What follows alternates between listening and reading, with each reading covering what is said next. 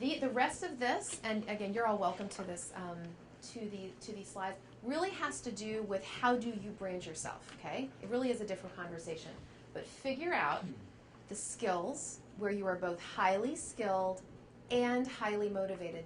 These are the areas that you want to focus on, okay? Because anything where you're highly skilled and low motivated, that's what we call stopgap work. A, you're not passionate and interested, and B, you may not even do that well. Where you're highly skilled and highly motivated, you're highly engaged, right? You give discretionary effort. You can't help yourself. Wild horses can't drag you away from this stuff. Figure out what you want to do. Speak to that in the interview. And then when you're in the interview, make sure that you are demonstrating the skills relevant for the position that you're applying for.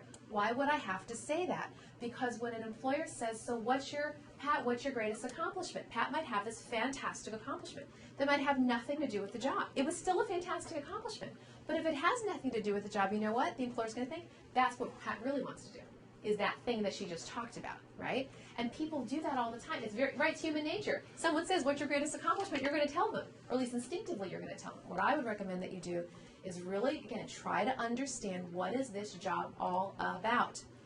Look for accomplishments that are most directly related to that job. Have 3 of them in your arsenal, ready to go. And you want to speak them out in what we call a SAR story. There are lots of different other ways. SAR, PAR, CAR, STAR, it's all the same thing. Situation, action, result. Give a little bit of the backstory, tell them what you did, and then tie it up with a red ribbon and tell them what the results were. Have at least 3 of those before you walk into the interview. And again, all related to what the job is all about. And then you can use it as a jumping off point for discussion where they've asked you a question, you've told them your SAR story, you can actually flip it back and ping the ball back to there and say, you know, well, that actually, I'm glad you asked me that question. That actually leads me to something else. And then you come up with one of your prepared questions or maybe something that's related to that question that they just asked you, and then you go into a banter. Do more of a Q&A rather than them Q&A. Okay, so exploring behavioral interview questions, right? Remember I told you about the SAR stories? The SAR story is the response to the behavioral interview question. A behavioral interview question will typically start out with, describe a time when you, or tell me about a time when you, because the concept is your past behavior might indicate your future performance. So what they're looking for is a case in point, a specific point in time. What I call a once upon a time story. Once upon a time, actually, there was a time that thing happened. Not a generic response. That's not what they're looking for. When they say, describe a time when you, or tell me about a time when you, they're not looking for you to say, well, generically speaking, this is how I handle those situations. Again, human nature to do that if you can't think of anything else.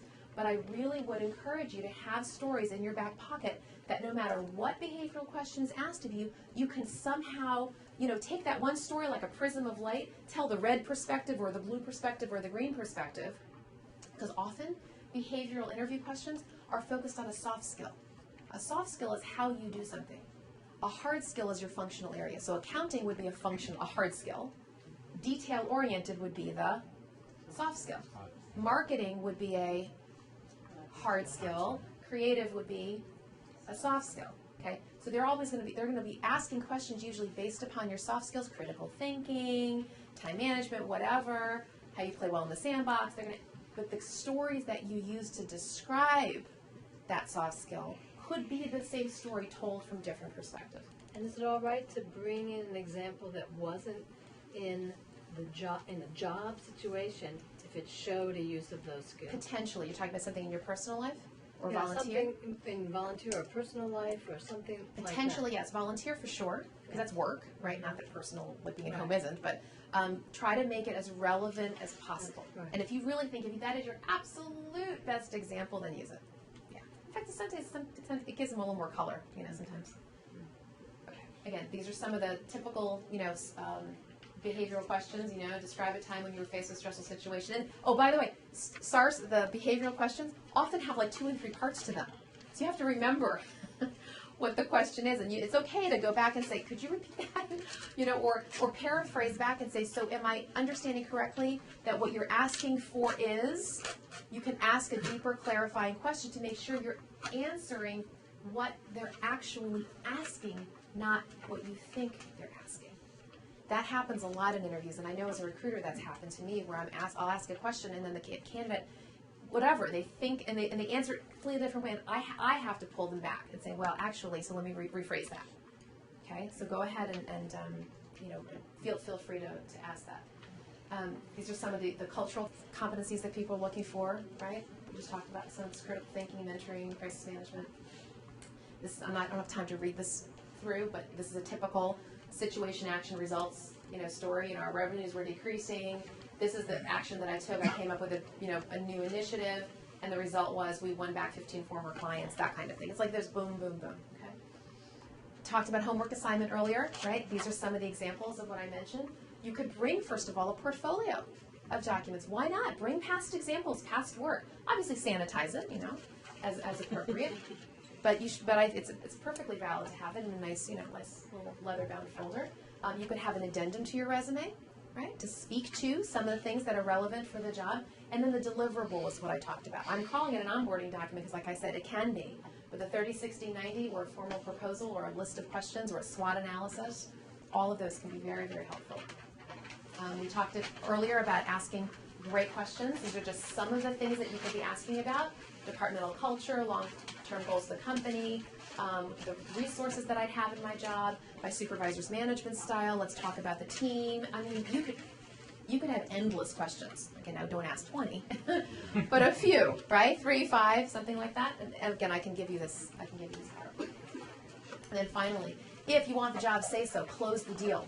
Close the deal. Even if they're doing poker face, you don't want to do poker face. You want to show how enthusiastic you are. At the end of the day, if both candidates are equally qualified, and they're equally interested in both of you, they're going to go for the one who's more enthusiastic. They just will. Because that shows, right, that hopefully you're going to give discretionary effort, you're going to be happy here, right? They want someone who's going to be enthusiastic about the role. You could ask to meet with future coworkers if they haven't already offered that to you. And sometimes at the very end of the process, perfectly appropriate to ask them about financials, any other publications, reports that they have, because you want to do your due diligence as well before you get an offer. Keep doing your research. Remember, you don't want the halo effect. You want to go do deep dive. And then email a thank you note within 24 hours. And biggest tip on this, read it. I know we're in a day and age where somehow a comma has replaced a period. I don't know how that's happened, but it has, okay? Spell check the names of the people. Spell check actually, is just doesn't catch everything. Read it backwards, read it forwards, read it up, read it down, have somebody else. Why am I saying this about thank you notes? Because they're done so quickly. They're done in the midst of everything else, and we're going jackrabbit these days.